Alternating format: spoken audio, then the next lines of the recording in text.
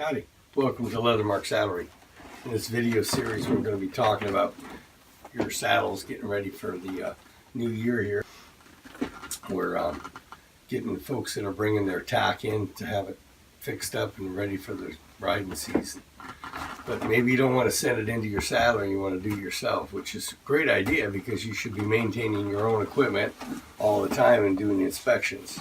Upon a quick inspection of this really nice blinged out saddle, it's a really nice one from Circle Y.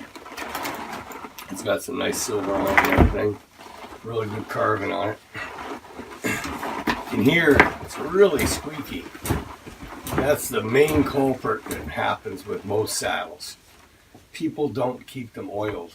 You need to make sure that you spend almost as much time cleaning them and oiling them than you do when you're riding them, because you're out in the elements. So you've got sun and rain and wind and all these different elements end up breaking down your leather, and then ends up happening that you have to turn around and buy yourself a new saddle or get it repaired by someone because you don't keep it upkeep. If you can see here, there's lots of wear on here. Wear in here, there's wear in the front, there's wear along here where the pants were, and on this side here, you see wear here. And this wear comes because you've got, mainly because you don't have any oil on there, so it's just rough against rough. Take like two pieces of sandpaper against each other.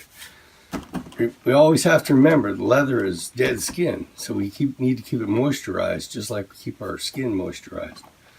This particular saddle here had some fancy doodads on here and it broke apart. See these sharp edges? And if we look on the other side, you can see what it originally looked like, and this one here already started to bow and break out. And they're deco buckles, and they're made for parades and stuff.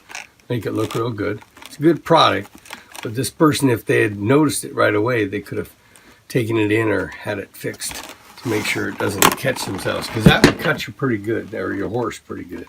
Imagine you're being out there on the trail somewhere and you slice your finger open. Slice the edge of your horse. You want to always make sure for safety reasons. Other than the oiling and a good cleaning and some little bit of repair, this saddle's in pretty good shape. The breast collar, on the other hand, you always need to watch the equipment that you're buying, what it's going to do. You can see here the deformation on this center plate piece, pivoting point for the breast collar.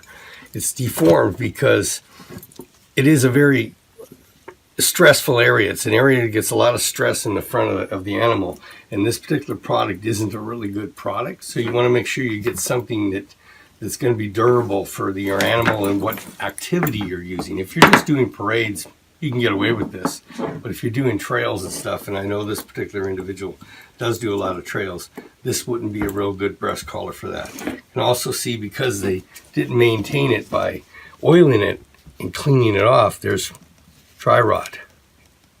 And this is the underbelly strap that connects onto the cinch. So that's a vital part. If that breaks, flips around, it will create a problem. So you always want to make sure that you're looking at keeping it wiped off. You can just get yourself a soft brush from your cleaning department, and make sure you have some oils and stuff like that you've got for saddle oils. Put it on a rag, just like we have in our leather care video that we have under our other company, Beaver Mountain Works. You can take a look at that. We'll put a link in the display there for you on how to properly oil your gear, your leather gear, and some of the different products that are available out there. So I hope this is kind of giving you a little bit of an insight of looking after your gear and getting prepped for this riding season. We need to start thinking about that, folks. Well, here's the continuation on the saddle that we had to clean up and re-oil, and it was really, really squeaky. Had a couple of problems with it. On the back here, it had some metal pieces that were sticking out, and what we ended up having to do is make an adjustment and file them down so they didn't injure anything on anybody. We also did up the breast collar here. all nicely done up. I had to replace the chest, the under the throat chest strap that hooks onto the cinch strap there. It's just connected here temporarily. Tried to match the color right. Eventually, as you oil and use it, it will go back to the original saddle tan that the saddle was. And you can see that looks like a whole new saddle compared to, I mean, when you look at the videos at the beginning, we changed the cinch strap here. It was in bad shape.